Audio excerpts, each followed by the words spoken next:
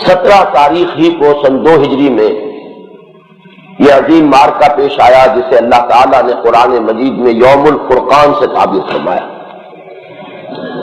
اور اغلباً 17 رمضان اس سال بھی جمعے کا دن تھا۔ اس اعتبار سے قمری تقویم کے لحاظ سے تو ٹھیک 1403 برس گزر گئے ہیں اس عظیم مارکے کو۔ یہ آپ کے ذہن میں ہوگا کہ ہم عام طور پر جس تقویم کے عادی ہیں وہ شمسی تقویم ہے۔ یہ شمسی سال جو ہے قمری سال سے 10 دن زیادہ ہوتا ہے۔ اس اعتبار سے جو سن عیسوی ہے اس کے اعتبار سے سن 625 میں یہ مارکہ پیش آیا۔ اس اعتبار سے 1360 برس پورے اس واقعے کے ہو چکے ہیں۔ میں نے غزوہ بدر کے سلسلے میں اس سے پہلے بھی یہاں گفتگو کی ہے، اور ابھی تھوڑا ہی عرصہ گزرا ہے کہ جب میں سیرت نبوی علی صاحب الصلاۃ والسلام کا جائزہ لے رہا تھا، خاص طور پر ایک انقلابی عمل کے جو مراحل ہیں ان کے اعتبار سے، تو میں نے تفصیل سے کچھ باتیں اس عظیم غزوے کے بارے میں بھی عرض کی تھی۔ لیکن میں نے یہ دیکھا ہے کہ ان دنوں جو بعض اخبارات میں مضامین شائع ہوئے ہیں اور بڑی آب و تاب سے شائع ہوئے ہیں، ان میں پھر وہی معذرت خانہ انداز چھلک رہا ہے کہ جو پچھلی صدی کے اواخر سے انگریزوں سے مرعوبیت کی بنیاد پر جدید تہذیب کے زیر اثر اور مستشرقین نے جس قسم کے اعتراضات کیے ہیں اسلام پر اور نبی اکرم صلی اللہ علیہ وسلم کی سیرت مطہرہ پر، ان سے متاثر ہو کر جو ہم نے ایک اپولوجیٹک انداز اختیار کیا تھا، معذرت خواہانہ انداز اختیار کیا تھا، میں یہ دیکھ رہا ہوں کہ وہ پرسسٹ کر رہا ہے۔ اس کی وجہ یہ ہے کہ علامہ شبلی نعمانی رحمۃ اللہ علیہ، میں ان کا پچھلے ہی جمعے میں یا 1-2 جمعے قبل ذکر کر چکا ہوں کہ قرآن مجید کی طرف جو رجوع کی ایک تحریک بالخصوص بر صغیر پاک و ہند میں چلی ہے، جس کے سلسلے کی ایک حقیر سی کڑی ہماری یہ کوشش بھی ہے، جس کے ضمن میں اگرچہ اپنی جگہ پر یہ بات خاصی بڑی معلوم ہوتی ہے، لیکن بہرحال وہ صرف اللہ تعالیٰ کی توفیق ہی سے وہ بات ہو سکی ہے، اس میں کوئی خود ستائی کا عنصر نہ سمجھیے کہ اسی رجوع القرآن کی تحریک کا ایک اہم سنگ میل یہ ہے کہ ایک مسجد میں 4.5 گھنٹے روزانہ رات کو لوگ صرف کر رہے ہیں، اور کوئی 15-20 افراد نہیں ہے، عام طور پر بھی 300 کے قریب مرد اور خواتین وہاں ہوتے ہیں، اور جو جمعرات ہوتی ہے، یہ جمعے اور جمعرات کے درمیانی شب یعنی شب جمعہ، اس میں تو یہ تعداد تقریباً 1.5 ہو جاتی ہے، اور وہ کیا ہے کہ قرآن مجید کا ترجمہ ساتھ ساتھ ہو رہا ہے۔ یہ بھی در حقیقت اسی عمل کا یہ بھی ایک سنگ میل کہیے، اور میں توقع کرتا ہوں اور امید ہے مجھے کہ انشاءاللہ تعالیٰ یہ چیز بھی بڑھے گی اور بہت سے لوگ اس کو یہ ایک مثال قائم ہوگی اور انشاءاللہ لوگ اس کی پیروی کریں گے۔ بہرحال اس عمل میں جن لوگوں نے حصہ لیا اس میں علامہ شبلی کی ذات بھی ایک نمایاں اہمیت کی حامل ہے، اس اعتبار سے بھی کہ ہمارے ہاں دینی تعلیم کا جو نظام چل رہا ہے، جتنے بھی دارالعلوم ہیں ان میں وہ درس نظامی ایک کورس ہے، اس تھوڑی سی قطع و برید کے ساتھ کچھ کمی ضرور اس میں اب ہو گئی ہے کہ منطق اور فلسفہ جتنا پہلے ہوتا تھا اتنا نہیں پڑھایا جاتا، لیکن بنیادی طور پر ترتیب وہی۔ اس میں ایک بڑا انقلابی اقدام تھا کہ جو مولانا شبلی نے کیا تھا کہ دارالعلوم ندوۃ العلماء میں پورے قرآن مجید کو اس نصاب میں شامل کیا۔ عام طور پر ہمارے ہاں پورا قرآن تفسیر کے ساتھ، صرف یہ کہ وہ جلالین پڑھا دی جاتی ہے، جس کو ایک کہا جاتا ہے کہ وہ ایسی تفسیر ہے کہ اس کے الفاظ کی تعداد خود قرآن کے الفاظ سے کم ہے، تو آپ اندازہ کر لیجئے کہ وہ تفسیر کیا ہو۔ تو صرف وہ تو پورا قرآن جو ہے جلالین کے ذریعے سے تو پڑھایا جاتا ہے، لیکن پورے قرآن کی تفسیر نصاب میں شامل نہیں، لیکن ندوۃ العلماء کے نصاب میں 3 سال میں پورے قرآن کی تفسیر یہ ان کے نصاب میں شامل کی گئی۔ پھر یہ کہ 2 عظیم شخصیتیں میں آپ کو بتا چکا ہوں، مولانا ابوالکلام آزاد مرحوم اور مولانا حمید الدین فراہی رحمۃ اللہ علیہ، یہ 2 بھی ایسی شخصیتیں ہیں کہ جن کی تربیت میں مولانا شبلی کو عمل دخل حاصل ہے، اور ان کے ذریعے سے جو کام قرآن مجید کا ہوا ہے وہ سب کو معلوم ہے۔ بڑی ہم یہ میں نے ان کی جو میری نگاہ میں قدر اور منزلت ہے، میں نے اس کے لیے اتنا وقت آپ کا لیا تاکہ دوسری چیز آپ کو کھلے نہ۔ ہمیں یہ انداز اختیار کرنا چاہیے کہ نہ تو ٹوٹل ریجیکشن ہو کہ جس سے کوئی اختلاف ہوا بس اس کے اندر کوئی خیر سرے سے اب ہمیں نظر ہی نہ آئے، نہ اس طرح کی محبت جو ہے اندھی ہمارے دلوں میں پیدا ہو جائے کسی بھی انسان کے لیے سوائے حضور اور صحابہ کرام کے۔ وہاں تو اندھی محبت کی ضرورت ہے، لیکن یہ کہ اور کسی انسان کے لیے ایسی اندھی محبت نہیں ہونی چاہیے کہ اس کی کوئی غلطی بھی ہو تو ہم اسے 100 تعویلیں کر کے کسی نہ کسی طرح صحیح ثابت کریں، اور ان کے عیب کو بھی ہم کسی نہ کسی طریقے سے ہنر ثابت کر دیں۔ یہ بات نہیں ہونی چاہیے۔ اس لیے میں نے عرض کیا کہ علامہ شبلی کے اس تمام قدر اور منزلت کے باوجود جو میرے دل میں ہے، یہ بات اپنی جگہ ہے کہ وہ اس دور کی پیداوار ہے، اور سر سید احمد خان کے وہ قریبی رفقاء کار میں سے ہے۔ وہ جس دور میں کہ یہ مرغوبیت جو ہے انگریز سے اور انگریزی تہذیب سے اور جدید سائنس سے اور جدید فلسفے سے اور مستشرقین جو اعتراضات کر رہے تھے ان سے تاثر اتنا گہرا تھا کہ ہم نے ہر ممکن انداز میں کوشش کی کہ نہیں یہ آپ کا خیال صحیح نہیں ہے، آپ کی یہ بات صحیح نہیں ہے، بات تو یوں تھی، اور اس میں لازماً ہمارا انداز معذرت خواہانہ تھا۔ تو شبلی مرحوم نے بڑی مفصل بحث کی ہے اپنی سیرت میں غزوہ بدر پر، اور دو چیزوں کو ثابت کرنے کی کوشش کی۔ ایک تو یہ کہ جنگ کے اس سلسلے کا آغاز جو ہے وہ حضور کی طرف سے نہیں ہوا بلکہ کفار قریش کی طرف سے ہوا، اور دوسرے یہ کہ یہ جو بعض احادیث میں آ گیا ہے کہ حضور جب مدینے سے باہر نکلے ہیں تو آپ کے پیش نظر کسی قافلے کا راستہ روکنا یا کسی قافلے پر حملہ کرنا یا دشمنوں کے الفاظ میں کسی تجارتی قافلے کو لوٹنا نہیں تھا، بلکہ یہ کہ وہ تو در حقیقت اطلاع آپ کو مل چکی تھی مدینے ہی میں کہ لشکر آ رہا ہے قریش کا مکے سے، اور اس سے مقابلے کے لیے آپ نکلے۔ اب یہ دو چیزیں اصل میں وہ ہیں کہ جو چونکہ مستشرقین کی طرف سے اعتراضات کے طور پر آئی ہیں، لہذا ان کا انہوں نے جواب دینے کی کوشش کی ہے، اگرچہ نہایت اہم احادیث، پختہ احادیث، صحیح بخاری کی روایت کو انہیں اٹھا کر پھینک دینا پڑا، لیکن یہ کہ وہ بہرحال کسی نہ کسی طریقے سے تعویل کر کے کوشش کرتے ہیں کہ یہ دو الزامات جو دیے گئے، ظاہر بات ہے جذبہ ان کا نیک ہے، وہ مسلمانوں کی طرف سے حضور کی طرف سے مدافعت کرنے کی کوشش کر رہے ہیں، لیکن یہ مدافعت جو ہے یہ در حقیقت ایک دور میں میں سمجھتا ہوں قابل معافی تھی کہ وہ دور تھا، اس کے کچھ اثرات تھے، لیکن اب بھی کچھ لوگ وہ ہیں کہ جو مکھی پر مکھی مارتے چلے جا رہے ہیں، وہی بات جو چلی آئی ہے اسی کو وہ لے کر چل رہے ہیں، کوئی ان کا آزادانہ محققانہ جو ہے انداز وہ انہوں نے اختیار نہیں کیا۔ تو یہ جو مغالطے میں چاہتا ہوں کہ اسے اچھی طریقے سے آج پھر رفع کر دوں، اور جو صحیح پرسپیکٹو ہے جو قرآن مجید اور قرآن مجید کے ساتھ جو احادیث نبویہ ہیں ان میں جو ضعیف ہے ان کو چھوڑ دیجیے، استدلال نہ کیجیے، لیکن یہ کہ صحیح ہے ان کی روایات کو اٹھا کر پھینک دینا صرف اس لیے کہ اس سے کوئی ایسی صورت آتی ہے جو بظاہر ہمارے لیے جس کو ڈیفینڈ کرنا کچھ مشکل ہو گیا ہے، یہ طرز عمل صحیح نہیں ہے، اور یہی وہ چیز ہے کہ جس سے رفتہ رفتہ پھر انکار سنت اور انکار حدیث کے رجحانات کو تقویت حاصل ہوئی۔ دیکھیے اس غزوے کو اصل پرسپیکٹو میں یوں سمجھیے کہ نبی اکرم صلی اللہ علیہ وسلم کی سیرت سمجھ میں نہیں آ سکتی جب تک کہ حضور کا جو مقصد بعثت ہے وہ آپ کے پیش نظر نہ ہو۔ حضور صرف ایک نبی نہیں تھے بلکہ خاتم النبیین تھے، صرف ایک رسول نہیں تھے، آخری رسول تھے۔ آپ پر صرف دین نازل نہیں ہوا، دین کی تکمیل ہوئی، یعنی مختلف اعتبارات سے تکمیل، اتمام، الیوم اکملت لکم دینکم واتممت علیکم نعمتی ورضیت لکم الاسلام دینا۔ اسی لیے حضور فرماتے ہیں کہ اخلاق کی تعلیم تو تمام ہی انبیاء نے دی ہے، لیکن انما بعثت لاتمم مکارم الاخلاق، میں اس میں بھی تکمیل کرنے کے لیے آیا ہوں کہ جو اعلیٰ ترین اخلاق ہیں ان کی میں تکمیل کر دوں۔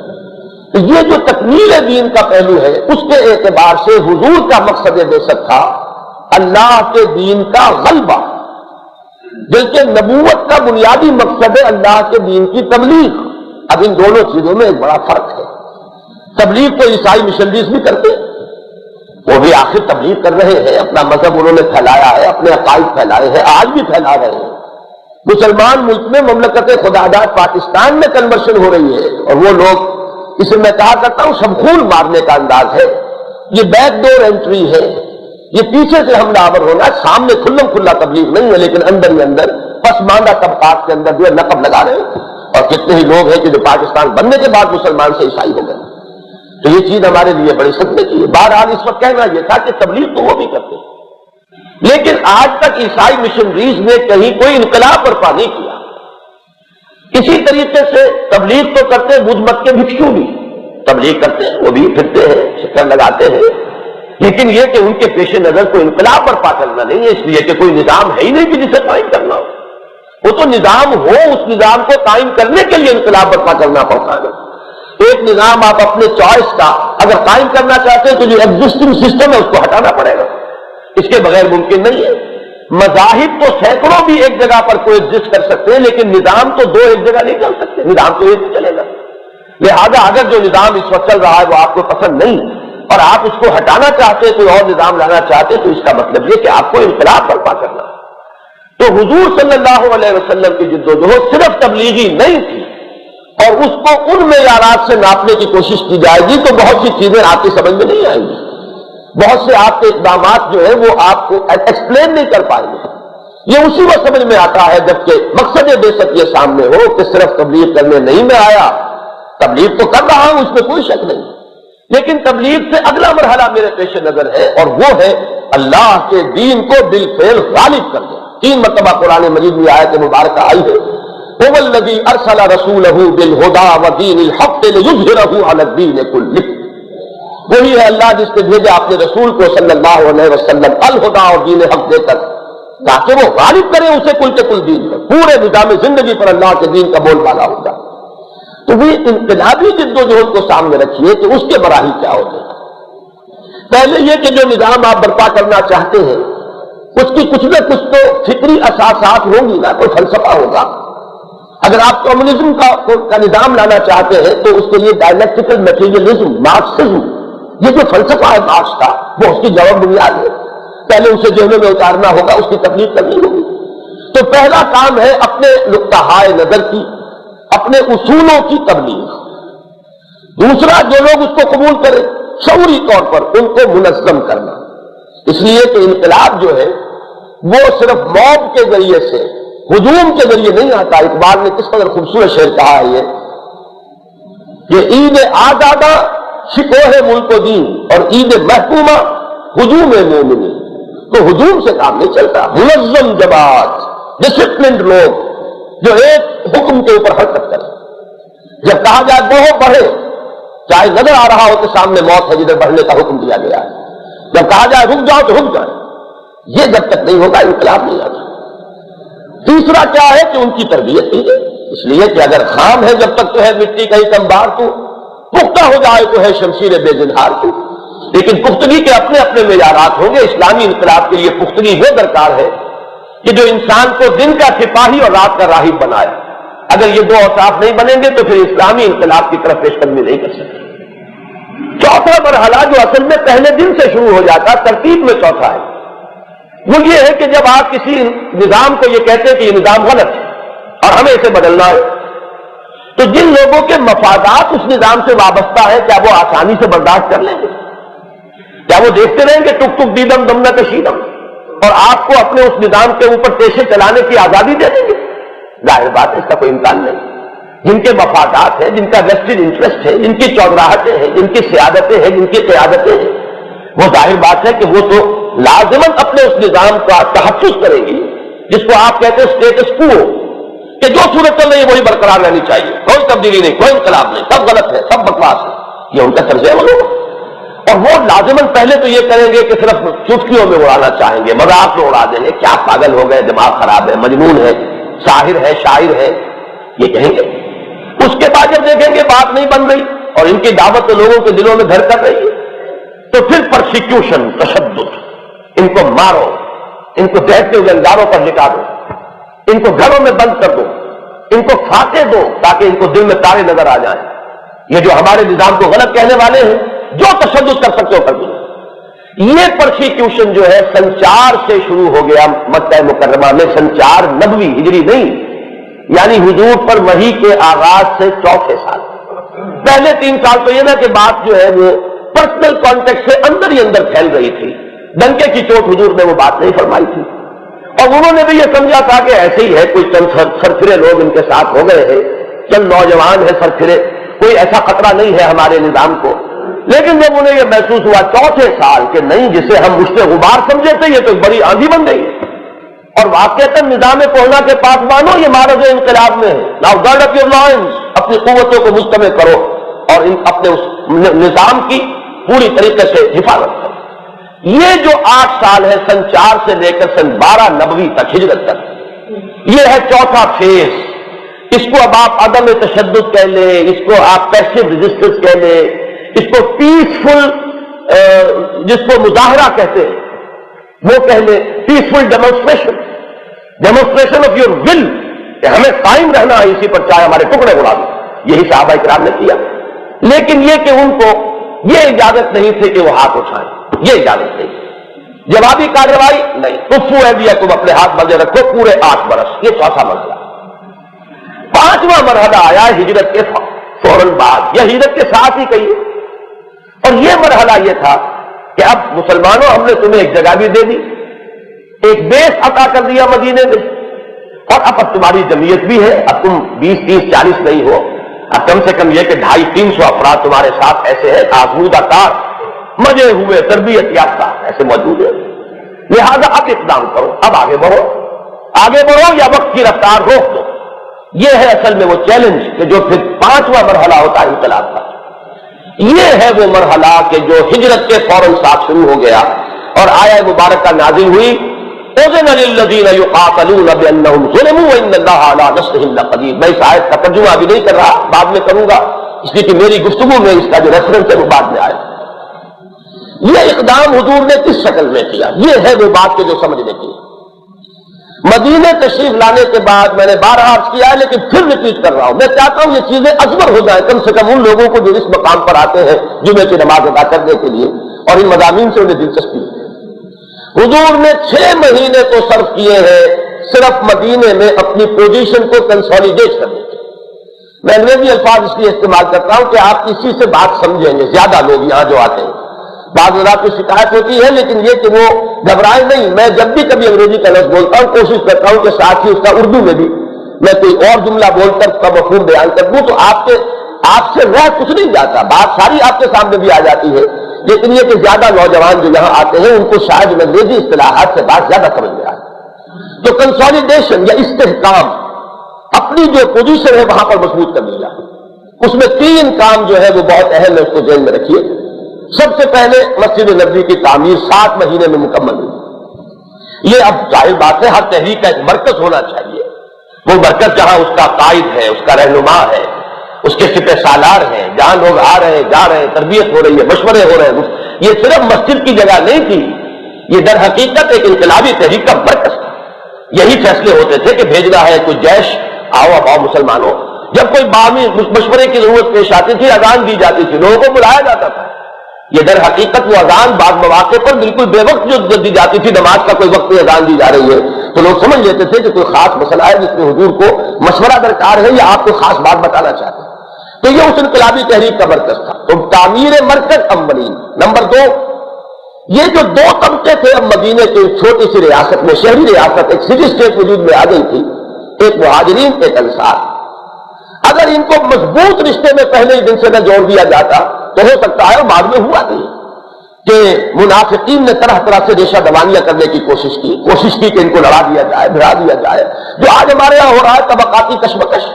اب یہ پانی کے مسئلے پر ہم نہیں جانتے کون شیطان ہے کہ جو اس کی پشت پر ہے اور جو اس چاہتا ہے کہ یہ 2 صوبوں کے مابین اتنی زبردست منافرت ہو جائے۔ اللہ ہی بہتر جانتا ہے، میں اللہ کو گواہ کر کے کہہ رہا ہوں کہ میرے علم میں نہیں ہے، میں نے شیطان کا لفظ کسی معین شخص کے لیے استعمال نہیں کیا، لیکن اگر کوئی ہے تو یقیناً شیطان ہے کہ جو چاہتا ہے کہ ان صوبوں کے اندر منافرت پیدا ہو جائے، کہ فاضل پانی چاہے وہ دریائے سندھ کا وہ سمندر میں چلا جائے، لیکن پنجاب کی زمینیں جو ہے وہ بنجر ہو کر رہ جائیں۔ اس کا نتیجہ کیا نکلے گا؟ کیا یہ لفظ بگس لفظ، لیکن اس کے برعکس بھی تو صحیح ہے کہ نفرت کا تو جواب جو ہے وہ نفرت سے ہوتا ہے۔ یہ صورتحال آج آپ کے وزیر اعلیٰ بھی کہہ رہے ہیں کہ اب ہم تھک گئے ہیں کہ پنجاب جو بڑے بھائی ہی کا رول ادا کرتا رہے. یہ الفاظ نقل کیے گئے واللہ عالم. تو یہ سب کیا ہے؟ طبقاتی کشمکش ابھارنا. یہ تو دشمن جو ہے وہ تو موجود رہیں گے ہمیشہ. ہمارے ہاں صوبائیت کو آخر کچھ لوگوں نے، رشین لابی جو یہاں پر ایک عرصے سے کام کر رہی ہے، اس نے اس عصبیت کو ابھارا ہے، نیشنلٹیز کا کنسیپٹ پیش کیا ہے. آج وہ فصل پک کر تیار ہو گئی، یہ سامنے آ گئی. بہرحال وہاں بھی اس کا بہت شدید امکان تھا. تو حضور نے مواخات کی، مہاجرین اور انصار، ایک مہاجر ایک انصاری، بھائی تم بالکل بھائی ہو. اور وہ کیسی مواخات تھی. لوگوں نے گھر تقسیم کر دیے، لوگوں نے دکانیں تقسیم کر دی، لوگوں نے ہر چیز، یہاں تک کہ ایک شخص، میں نے آپ کو واقعہ سنایا کیونکہ پردہ اس وقت تک تھا نہیں، وہ تو بعد میں کام آئے ہیں. ایک انصاری اپنے مہاجر بھائی کو اپنے گھر میں لے کر آ گئے کہ یہ میری 2 بیویاں ہیں، میں یہ نہیں چاہتا کہ میرے ہاں 2 بیویاں ہوں اور میرا بھائی جو ہے اس کا گھر آباد نہ ہو، تو جو تمہیں پسند ہو اس کا اس طرف اشارہ کر دو، میں اسے طلاق دے دوں گا، تم اس سے شادی کرو. یہ جو ایثار کی مثالیں ہیں تو یہ تو تاریخ میں آپ کو کہیں ملیں گی. تو دوسرا کام انٹرنل کنسولیڈیشن کا جو ہے وہ دیتا. تیسرا یہود کا ایک ایلیمنٹ تھا، یہ ایکسٹرنل ایلیمنٹ تھا. یہ جو آج کل آپ باہری لوگ کہتے ہیں یہ باہر کے لوگ تھے، یہ عرب تو تھے نہیں، یہ تو اصل میں آئے تھے باہر سے، یہودی ہیں، بنی اسرائیل. اب ان کے ساتھ یہ کہ معاہدے کیے گئے، ظاہر بات ہے وہ ایمان کو لائے گی تو ان میں تو کوئی اکا دکا ایمان لایا، ان سے تو توفیق سلب ہو چکی تھی، ان پر تو لعنت ہو چکی تھی. ضربت علیہم الذلۃ والمسکنۃ وباءوا بغضب من اللہ. تو ایک ایسی قوم میں سے کون سے ایمان لانے والے؟ لیکن انہیں معاہدوں میں جکڑ لیا کہ وہ پھر ہل نہیں سکے. ہلے بھی تو گلٹی کانشنس ہو گئے. اندر ہی اندر قریش کے ساتھ اگر انہیں ساز باز کی تو گویا کہ خود اپنے ضمیر کے سامنے مجرم بن گئے، اور ایسا شخص کچھ کر نہیں سکتا. یہ جو قرآن نے کہا کہ یہودی کبھی یا مسلمانوں تم سے کھلے میدان میں مقابلہ نہیں کر سکیں گے، یہ تو صرف دیواروں کے پیچھے سے پتھراؤ کریں گے جیسے عورتیں کیا کرتی ہیں، بس اس کے سوا ان میں جرأت نہیں. جرأت اس لیے کہ اخلاقی جرأت جس کے اندر ہوتی ہے وہ تو ٹھیک ہے مرنے مارنے پر آبادہ ہوتا ہے، لیکن جس کو معلوم ہے مجرم ہوں میں تو وہ تو اپنا تحفظ جو ہے وہ پہلے مقدم رکھتا ہے. یہ 3 کام کیے حضور نے کہ جو کنسولیڈیشن تھی، اور اس کے فوراً بعد اقدام شروع کر دیا. یہ اقدام کیا تھا؟ 8 فوجی مہمیں حضور نے بھیجی ہے. یہ 6 ماہ یعنی 7واں مہینہ شمار کر لیجیے ہجرت کے بعد، اس سے لے کر اور جو 16واں مہینہ ہے کہ جس میں یہ غزوہ بدر والا معاملہ ہو گیا، 16واں 17واں مہینہ، تو اس میں 8 فوجی مہمیں. ان مہموں کا مقصد کیا تھا؟ کہیں کوئی لڑائی نہیں ہوئی سب سے میں، لیکن مقصد کیا تھا؟ مکے کے خلاف اقدام. اور اقدام یہ 2 جدید اصطلاحات کے حوالے سے آپ کی سمجھ میں آئے گا. ایک جسے آپ کہتے ہیں اکنامک بلاکیڈ، معاشی گھیراؤ، اور دوسرے پولیٹیکل آئسولیشن، سیاسی طور پر انہیں اکیلا کر دیا جائے، ان کے جو حلیف ہیں ان کو ان سے توڑ لیا جائے تاکہ وہ تنہا ہوتے چلے جائیں. تو حضور بھی خود بھی تشریف لے گئے ان میں، اور بعض اوقات یہ کہ حضور نے صرف دستہ دیکھ دیا ہے. لیکن 8 ہیں ہماری سیرت کی کتابوں میں ایسے اقدامات. ہوتا کیا تھا؟ آپ کہیں تشریف لے گئے، وہاں کے قبائل نے دیکھا کہ حضور آئے ہیں، آپ کے ساتھ جمعیت ہے، انہوں نے عافیت سمجھی کہ قریش سے اپنا معاہدہ توڑو، ان سے معاہدہ کر لو. چنانچہ یہ جو راستہ ہے شاہراہ ان کی جو تھی تجارتی شاہراہ کہ جو گزرتی تھی بدر سے ہو کر، یہ ساحل جو ہے جزیرہ نمائے عرب کا جو مغربی ساحل ہے اس کے ساتھ ساتھ، تو اس کے پر جتنے قبائل تھے اس کو سے حضور نے معاہدے کر لیے. گویا کہ پولیٹیکل آئسولیشن ہوتی جا رہی ہے اب قریش کی. دوسری طرف یہ کہ یہی ان کی معیشت کا سب سے بڑا ذریعہ تھا، تجارت، اور وہ تجارت کی مونوپلی تھی ان کی عرب میں، اس لیے کہ ان کے قافلوں کے اوپر کوئی حملہ نہیں کرتا تھا، اس لیے کہ سب کے خدا جو ہے ان کے پاس بطور یرغمالی رکھے ہوئے تھے. سارے قبیلوں کے بت جو ہے وہ مکے میں کعبے میں، کعبے کے متولی یہ ہے، تو سب کے خدا ان کے قبضے میں، تو ان کے تجارتی قافلے میں کون حملہ کرے گا؟ یہی وجہ ہے کہ کوئی اور قبیلہ تجارت کر نہیں سکتا تھا عرب میں، اور ساری ایسٹ ویسٹ ٹریڈ کا یہ لنک تھا اصل میں. اب تفصیل میں جانے کا موقع نہیں ہے، میں بیان کر چکا ہوں اس سے پہلے. اس کی مونوپلی جو ہے وہ قریش کے ہاتھ میں آ گئی. تو حضور نے ان راستوں کو مخصوص بنا دیا. یہ 2 اقدامات ہیں نبی اکرم صلی اللہ علیہ وسلم.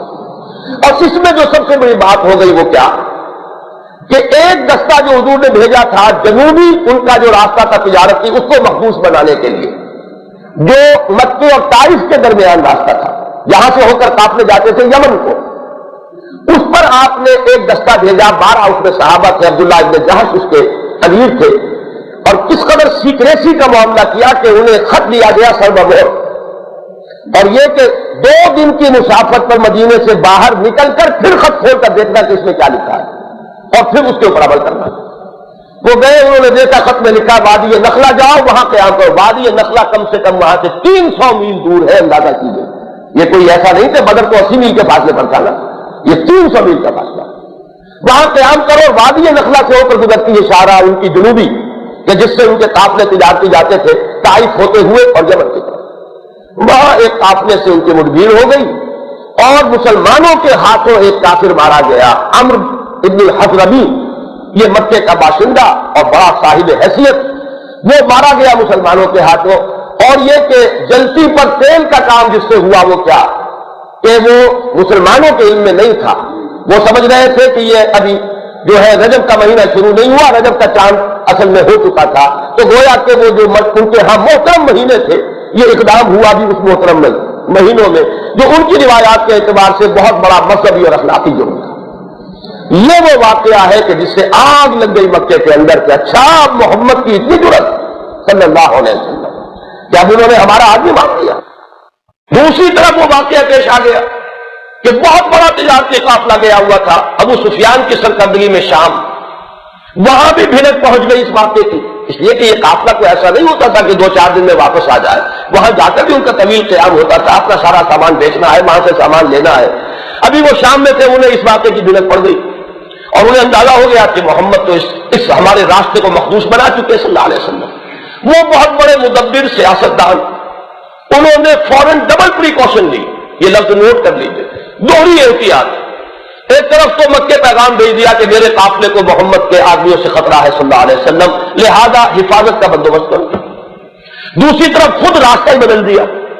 وہ بدر کا راستہ ہی اختیار نہیں کیا کہ اگر بالفرض میرے قافلے پر کوئی اقدام ہو بھی تو میں اس راستے سے جاؤں ہی نہ. وہ راستہ بدل کر اور وہ ساحل کے ساتھ ساتھ بجائے اس چھوٹے راستے کے جو پہاڑی سلسلے میں سے ہو کر گزرتا تھا وہ راستہ بدل دیا. اب یہ دوہری پریکاشن انہوں نے لی. لیکن اب اس کو نوٹ کیجئے, یہ بھی بات سمجھ میں آتی ہے جبکہ آپ جدید حالات کے پس منظر میں سمجھیں. مکے میں تمام کافر جو ہے وہ ایک جیسے نہیں تھے. ان میں خوف بھی تھے, ڈرز بھی تھی. یعنی وہ لوگ بھی تھے کہ جو ہر حال میں چاہتے تھے کہ ہم محمد کا پیچھا کریں صلی اللہ علیہ وسلم اور مدینے میں جا کر بھی ان کو ختم کریں. ان کا وہ جو جذبہ تھا, ان کی جنگجویانہ انداز جو تھا ان کا, وہ انہیں آمادہ کرتا تھا کہ ہمیں نہیں چھوڑنا چاہیے, ان کو چاہیے یہاں سے بچ کر نکل گئے لیکن اب ہم انہیں ختم کریں وہاں جا کر. لیکن یہ لوگ کم تھے, ان کے ہاتھ میں ڈسائسو پاور نہیں تھی کیونکہ کوئی ایک بادشاہ تو وہاں تھا ہی نہیں, دارالندوا تھا. وہ تو ایک طرح کی جمہوریت کہہ لیجیے جدید, کہ بیٹھ کر تمام قبائل کے سردار جو ہے وہ ایک جگہ پر طے کرتے تھے. تو کسی ایک شخص کی 2 کی بات نہیں چل سکتی تھی جب تک کہ اکثریت جو ہے اس بات کو نہ مانی. جبکہ دوسری طرف وہاں ڈرز بھی تھے, شریف النفس لوگ بھی موجود تھے, جن میں عتبہ ابن ربیعہ, جن میں حکیم بن ہزام. حکیم بن ہزام تو وہ ہے جو ایمان بھی لے آئے بعد میں, جو شیب بنی ہاشم میں بھی اپنی جان ہتھیلی پر رکھ کر راتوں کو پہاڑ کی چوٹی پر سے اتر کے بھی کچھ کھانے پینے کی چیزیں حضور کو پہنچاتے رہے, اس لیے کہ حضرت خدیجہ غالباً ان کی پھوپھی تھی, تو یہ ان کی قرابت داری کا مسئلہ تھا.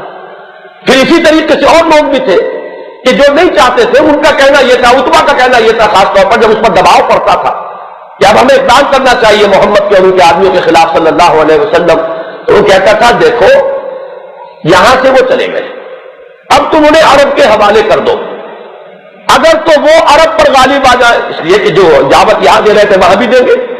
اگر فرض کیجئے ہم سے تو 350 میل دور چلے گئے نا, اب وہاں پر جا کر اگر وہ دعوت دیتے ہیں, عرب ان کی دعوت قبول کر لیتے ہیں, اگر وہ غالب آ جاتے ہیں تو بھی ہمارا کیا بگڑتا ہے, آدمی تو ہمارا ہی ہے نا. دیکھیے سیاست کی بات کتنا مدبر ہے, اس لیے کہ قبائلی معاشرہ تھا نا. ابھی ہمارے قبیلے کا ایک فرد اگر پورے عرب کے اوپر حاکم ہو جائے تو who stands to gain, نفع کس کا ہوگا, ہمارا ہوگا. اور فرض کیجئے کہ محمد پر وہ غالب آ جاتے ہیں ان کے دشمن, دوسرے دشمن صلی اللہ علیہ وسلم, تو جو کام تم کرنا چاہتے ہو وہ ہو جائے گا. تمہیں اپنے بھائیوں کے خلاف اقدام نہیں کرنا پڑا, کسی اپنے رشتہ دار کا, عزیز کا خون نہیں بہانا پڑا, اور جو چاہتے وہ ہو گیا. تو کیوں نہ آپ کو معاملے کو دیکھو, حوالے کر دو. یہ تھے وہ لوگ, ان کے درمیان کشمکش چل رہی تھی. جب 2 واقع ہو گئے تو اب خود بخود آپ سمجھ لیجئے کہ ان لوگوں کی بات اب کمزور پڑ گئی, اس لیے کہ ایک آدمی ان کا مار دیا حضور کے آدمیوں نے, اور دوسری طرف یہ کہ ادھر سے ایک آ گئی SOS کال کہ وہ ہمارا قافلہ ہر گھر کی اس میں انویسٹمنٹ ہے, قریش کا کوئی گھر ہے ہی نہیں جس کی انویسٹمنٹ نہ ہو, اور اسے اندیشہ ہے. تو یہ 2 چیزیں وہ تھی کہ ڈرز جو ہے وہ اب مجبور ہو گئے اور ہاکس کو جو ہے وہ فیصلہ کن اختیار حاصل ہو گیا اور ابو جہل نے 1000 کا لشکر تیار کر کے پیش قدمی شروع کر دی. یہ ہے سچویشن. اب یہ کہ مدینے میں حضور صلی اللہ علیہ وسلم نے وہاں آئیے، کیونکہ ہمارے ہاں تفسیری روایات میں اور سیرت کی جو کتابیں ہیں ان میں بعض چیزوں میں کچھ تھوڑا سا ایسا الجھاؤ ہے کہ جس کی وجہ سے کچھ لوگوں کو کہنے کا موقع مل جاتا ہے. اس لیے کہ کبھی تو یہ آتا ہے کہ مدینے میں مشاورت ہوئی، کبھی یہ آتا ہے کہ مدینے سے باہر نکل کے مشاورت ہوئی، اور عام لوگ یہ سمجھتے ہیں کہ یا یہ بات صحیح یا وہ بات صحیح. ذرا سا غور کریں تو انہیں نظر آ جائے گا دونوں باتیں صحیح ہیں.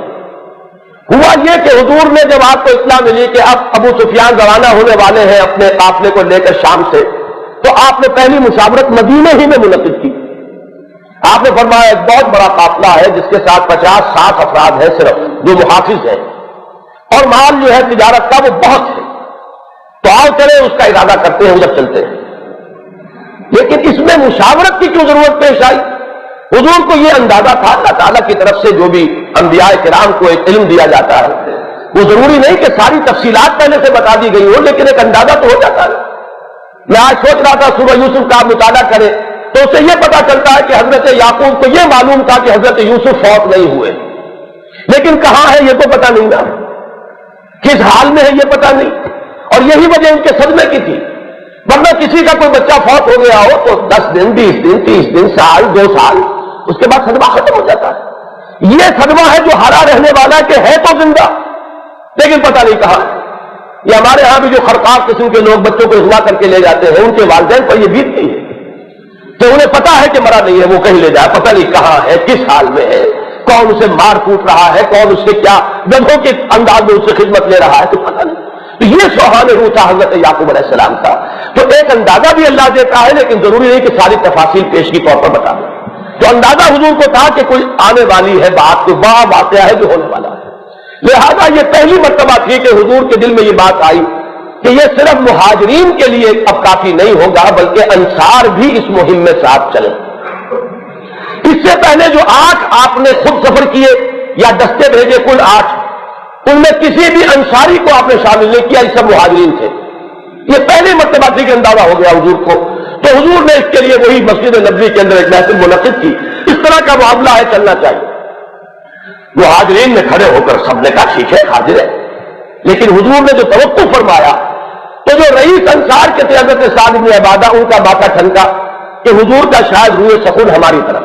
وہ کھڑے ہو گئے، انہوں نے کہا حضور اگر آپ کا اشارہ ہماری جانب ہے کا تانی نہ یا رسول اللہ، اے اللہ کے رسول ایسے محسوس ہوتا ہے کہ شاید آپ ہماری طرف اس وقت روح سکون فرما رہے ہیں، تو ہم تو آپ پر ایمان لا چکے، انا آمنا بک وصدقنا کا، جو آپ حکم دیں گے ہم حاضر ہیں. تو اس تقریر سے پھر آتا ہے کہ حضور صلی اللہ علیہ وسلم کا چہرہ دمک اٹھا. اب یہاں سے لوگ چلے لیکن پیش نظر ابھی جنگ نہیں ہے، کسی لشکر کی اطلاع نہیں ہے. یہی وجہ ہے کہ حضرت کعب بن مالک کی وہ روایت جو میں تفصیل سے یہاں پر پڑھ چکا ہوں جس میں کہ وہ توبہ کا ذکر ہے، اس میں وہ صریحاً یہ فرماتے ہیں کہ میں جنگ بدر میں حضور کے ساتھ نہیں گیا تھا اور جو نہیں گئے ان پر کوئی عتاب نہیں ہوا، اس لیے کہ کوئی جنگ کا معاملہ ہی نہیں تھا، وہ تو ایک قافلے کا راستہ روکنا تھا.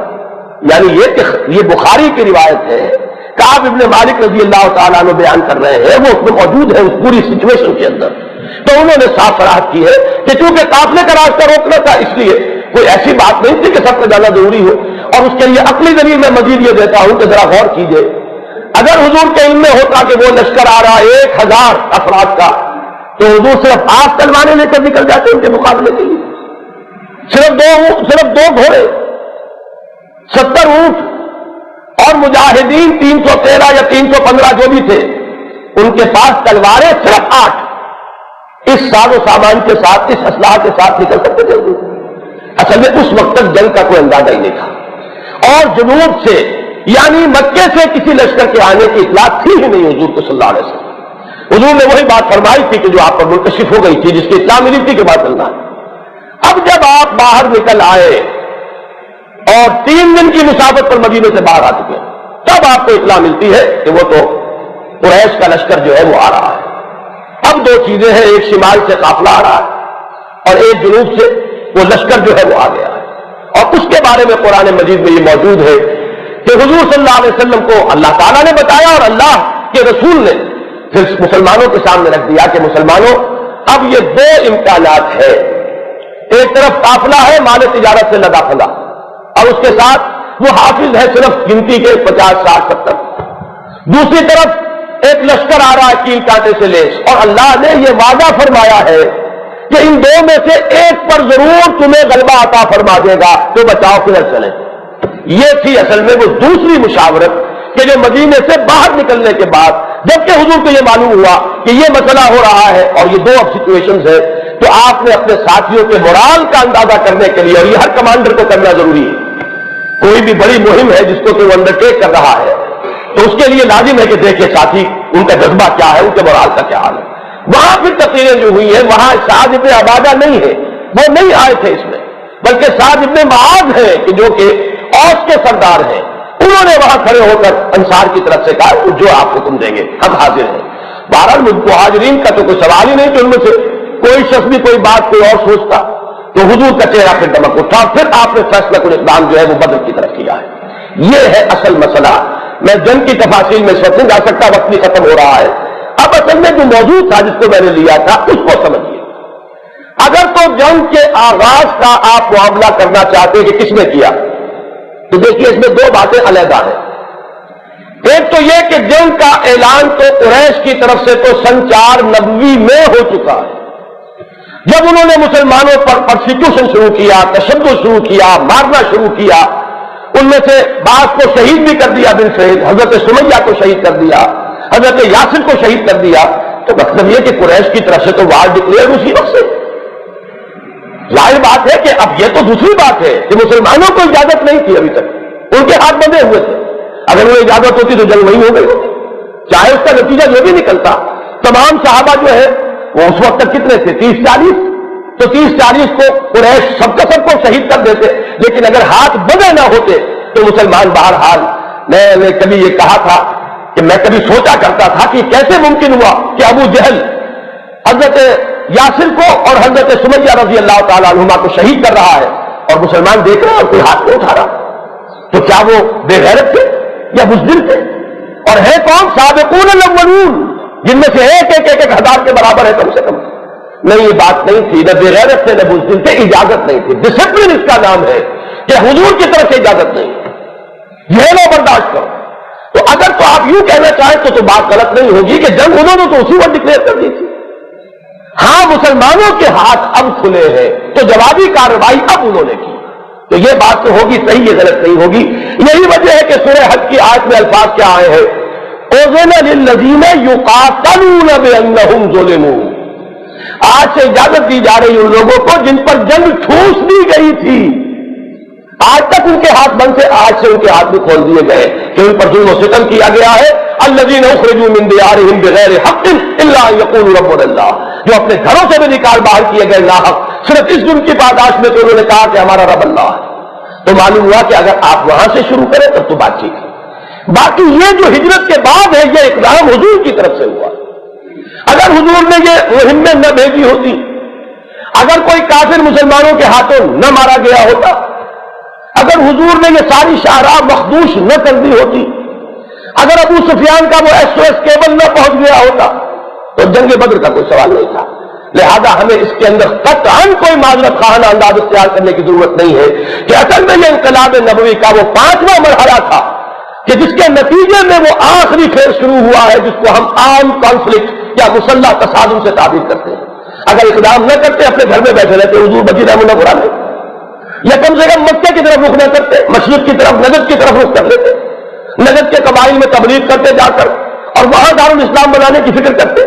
حضور نے یہ نہیں کیا، حضور نے تو مکہ کی طرف رخ کیا، حضور نے تو ان کے تجارتی شاہراہوں کو مخصوص بنایا، ان کے لیے اکنامک بلاکیڈ کر دی، ان کی پولیٹیکل آئسولیشن کا سارا سامان فراہم کر دیا۔ تو اصل میں یہ اقدام ہے حضور کا، اور یہ اقدام لازمی ہوتا ہے کسی انقلابی عمل کے اندر۔ اگر آپ بیٹھے رہیں گے تو اسٹیٹس کو برقرار رہے گا، آپ کرتے رہیے تبلیغ کے نتیجے میں آپ کی کوئی نفری بڑھتی چلی جائے گی، لیکن یہ کہ نظام نہیں بدلے گا کبھی جب تک کہ اس نظام کے خلاف کوئی فیصلہ کوئی اقدام نہیں کریں گے آپ، اور وہ اقدام کے جس میں جان جانے کا بھی اندیشہ ہو، وہ اقدام نہیں کہ جو ایسے ہی بس ووٹوں کے ذریعے سے کر لیا جائے۔ میں آج یہ آیات جو پڑھی تھی میں نے، وقت نہیں ہے میں اس کا بھی آپ کے سامنے ترجمہ کروں گا، میرا ذہن آج منتقل ہوا ہے کہ در حقیقت وہ جو جو کچھ لوگ تھے اس مشاورت دوسری مشاورت میں وہ کہتے تھے حضور قافلے کی طرف چلو. اللہ تعالیٰ نے ان پر تبصرہ کیا، یہ چاہتے تھے کہ ادھر تم جاؤ جدھر کانٹا بھی نہ چبھے، جبکہ اللہ کچھ اور چاہتا تھا. اللہ چاہتا تھا ٹکراؤ ہو جائے اور حق کا حق ہونا ثابت ہو جائے، باطل کا باطل ہونا ثابت ہو جائے. اور یہ تو ہم نے ایسی سچویشن پیدا کی، اللہ اپنی طرف منسوخ کر رہے ہیں.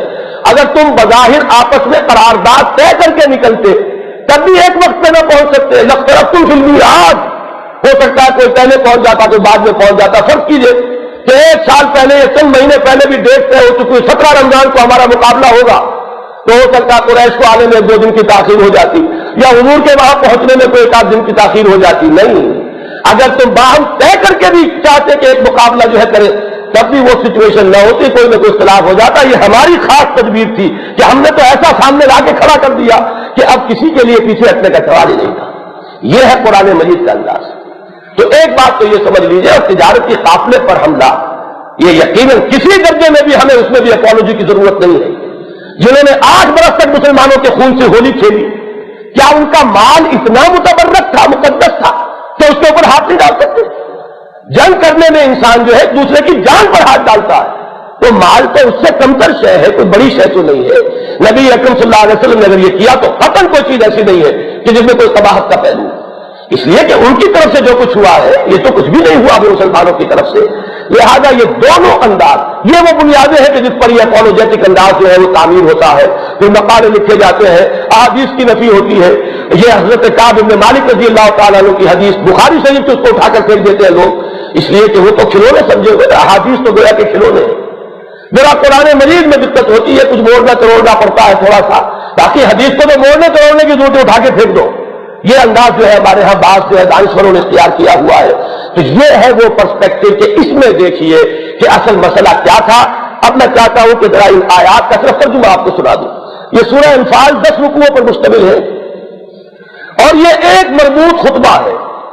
اس میں صرف یہ کہ ایک آدھ آیات بعد میں کہیں نازل ہوئی ہے وہ اس میں شامل کر دی گئی، لیکن یہ کہ پورا خطبہ مربوط ہے. یہ تو ایک علیحدہ بات ہوگی، سورہ انفال کا درس دوں تب میں ثابت کروں گا کہ کس طرح مربوط خطبہ ہے. اس میں سارا ذکر غزوہ بدر کا ہے، اس کے واقعات کا ہے، اس پر تبصرے ہیں، اس کے بعد کے حالات ہیں. لیکن یہ آیات جو ہے میں چاہتا ہوں کہ ترجمہ آپ سن لیں. کما اخرجک ربک من بیتک بالحق، اے نبی جیسے کہ نکالا آپ کو آپ کے رب نے آپ کے گھر سے حق کے ساتھ. یعنی یہ اللہ کی تدبیر تھی. اب جو لوگ قرآن سے کچھ مس رکھتے ہیں وہ تقابل کریں کہ سورہ آل عمران میں غزوہ احد کا ذکر ہے، وہ شروع ہوتا ہے وَإِذْ غَدَوْتَ مِنْ أَهْلِكَ تُبَوِّئُ الْمُؤْمِنِينَ، وہاں نسبت حضور کی طرف ہے. اے نبی یاد کیجئے جب کہ آپ نکلے تھے صبح کے وقت اپنے گھر سے اور مسلمانوں کو مورچوں میں بٹھا رہے تھے، مورچہ بند کر رہے تھے، وہاں نسبت ہے حضور کی طرف. اس لیے کہ برسر عام کی ہر بات کے دشمن آ گیا ہے، دامن احد میں اس نے ڈیرا ڈال دیا ہے. یہاں یہ کہ یہ سب غیبی تدبیر کا ذکر ہے، ابھی جنگ کا فیصلہ حضور کا نہیں ہے، اس لیے اللہ نے اپنی طرف منسوخ کیا. کما اخرجک ربک من بیتک بالحق وان فریقا من المؤمنین لکارہون.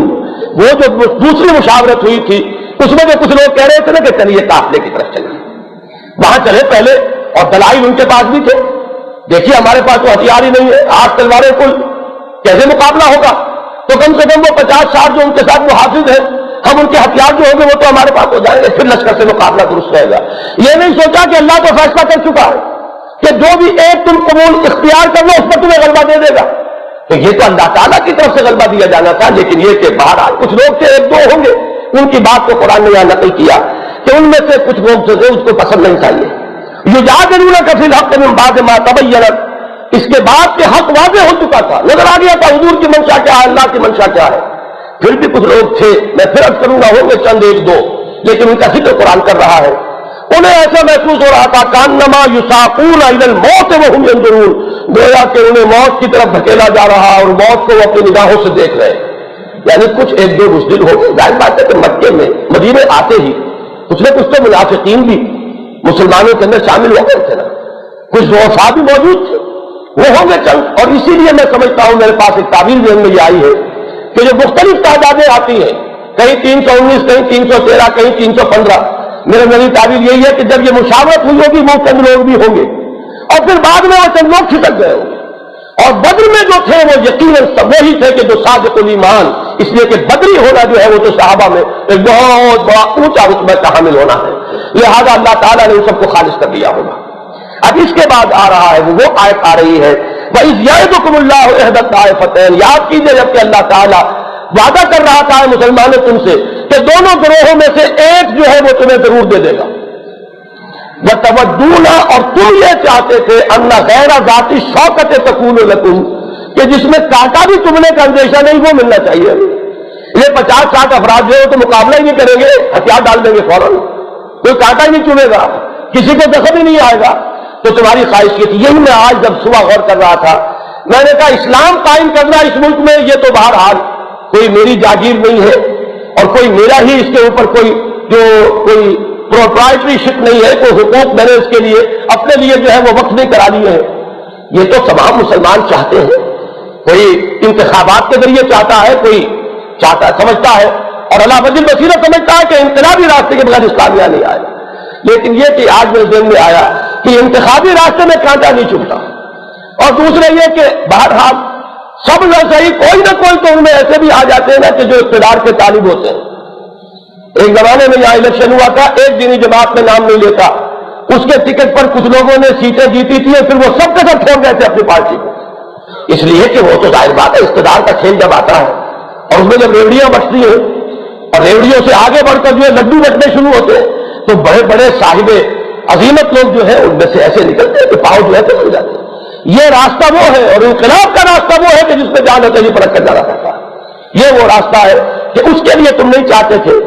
وَيُرِيدُ اللَّهُ أَن يُحِقَّ الْحَقَّ بِكَلِمَاتِهِ، اللہ کا یہ فیصلہ تھا کہ وہ حق کا حق ہونا ظاہر کر دے گا اپنے کلمات سے، وَيَقْطَعَ دَابِرَ الْكَافِرِينَ، اور اللہ کا یہ فیصلہ تھا کہ وہ کافروں کی جڑ کاٹ دے، لِيُحِقَّ الْحَقَّ وَيُبْطِلَ الْبَاطِلَ، تاکہ حق کا حق ہونا واضح ہو جائے اور باطل کا باطل ہونا کھل جائے، وَلَوْ كَرِهَ الْمُجْرِمُونَ، چاہے یہ مجرموں کو کتنا ہی ناگوار۔ اب اس میں وہ آیت نوٹ کر لیجیے جو وہ آگے چل کر ہے ذرا فاصلے پر، کہ اللہ تعالیٰ نے فرمایا یہ تو ہم نے اپنی مشیت سے تمہیں یہاں آمنے سامنے کھڑا کر دیا لا کر، اگر پہلے سے گھروں سے نکلتے تم کو باہمی قرارداد سے تاریخ معین کرتے تم فلمی یاد تو تمہارے اندر اختلاف کہیں نہ کہیں ہو ہی جاتا، آگے پیچھے ہو جاتے، لیکن ہم فیصلہ کر چکے تھے۔ اور اسی میں یہ نوٹ کیجیے بات، اس پہ اپنی گفتگو ختم کر دوں گا میں، کہ ابو جہل جو حوض کا سردار تھا جس نے یہ ساری ایکسپیڈیشن جو ہے نکلوائی ہے وہاں سے، اس شخص کا معاملہ یہ ہے کہ کیونکہ وہ یقین رکھتا تھا کہ ہم محمد اور ان کے ساتھیوں کو ختم کر کے رکھ دیں گے صلی اللہ علیہ وسلم ورضی اللہ تعالی عنہم اجمعین، لہذا اس نے پروپیگنڈے کی ٹیکنیک کے طور پر پہلے سے یہ کہنا شروع کر دیا یہ یوم الفرقان ہوگا، یہ یوم الفرقان ان کا دیا ہوا نام ہے، جیسے یہ پاکستان کا نام زیادہ اچھالا تھا ہندو پریس میں، ہاں جی یہ پاکستان بنانے چلے، پاک جگہ ہوگی جی پاکستان ہوگا، یہ نام زیادہ اچھالا ہندو پریس میں۔ اسی طریقے کی بات یہ ہے کہ ابو جہل نے پہلے سے کہنا شروع کر دیا کہ یہ جو مقابلے کا دن ہوگا یہ یوم الفرقان ہوگا، معلوم ہو جائے گا کون حق پر ہے کون باطل، جو جیتے گا وہ حق پر، معلوم ہو گیا کہ اللہ اس کے ساتھ ہے، اور جو ہارے گا وہ باطل پر گویا کہ اللہ اس کے ساتھ ہے، یا یہ کہ معبود جو ہے ہمارے تکڑے ہیں کہ ان کے تکڑے ہیں، یہ ان کا آپس کا مقابلہ تو نہیں، معبودوں کے بھی چکر ہے نا، تو اگر ہم جیت گئے تو ثابت ہو جائے گا کہ ہمارے معبود برحق ہے، اور جو بات یہ کہہ رہے ہیں مسلمان کو غلط ہے، تو اس نے کہنا شروع کیا یوم الفرقان، اور اللہ نے اس کو واقعتاً یوم الفرقان بنا دیا۔ اس کے لیے فرشتوں سے مدد، اس کے لیے بارش کا نازل کرنا، اس کے لیے جو بھی اللہ تعالیٰ نے غیبی تدابیر اختیار کی، رات کو بڑی پرسکون نیند اہل ایمان کو آئی، حالانکہ دل جو ہے وہ تو اڑے رہتے ہیں ایسے موقع پر، کل پتہ نہیں کیا ہوگا، کس کو کل کی رات آتی ہے کس کو نہیں آتی، جنگ ہونی ہے کوئی کھیل تو نہیں ہے، لیکن نہیں، مسلمانوں کے دلوں میں سکون نازل کر دیا اور لوگ اطمینان سے رات کو سوئے، صبح تر و تازہ ہو کر اٹھے۔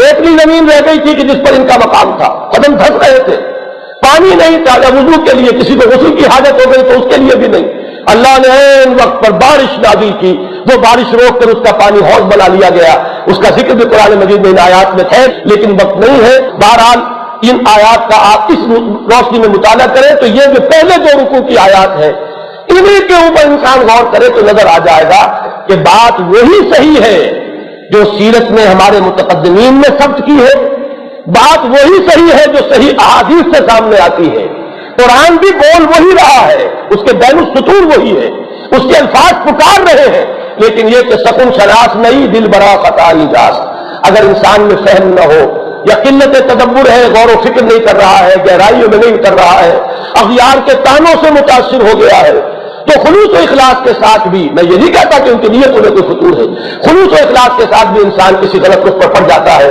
اللہ تعالیٰ ہمیں اسے بچائے اور حقائق کو ویسے ہی دکھائے جیسے کہ پھر واقع ہے، اور ہمیں سیرت النبی کو صرف ایک علمی دلچسپی کا موضوع کے اعتبار سے سمجھنے اور پڑھنے کی توفیق نہ دے، بلکہ اس کو ہمارے لیے اسوہ کاملہ بنا دے کہ در حقیقت انہی کے نقش قدم پر چلتے ہوئے ہمیں اللہ کے دین کو غالب کرنے کے لیے اپنا تن من دھن قربان کرنا ہے۔ اقول قولی ھذا واستغفر اللہ لی ولکم ولسائر المسلمین والمسلمات۔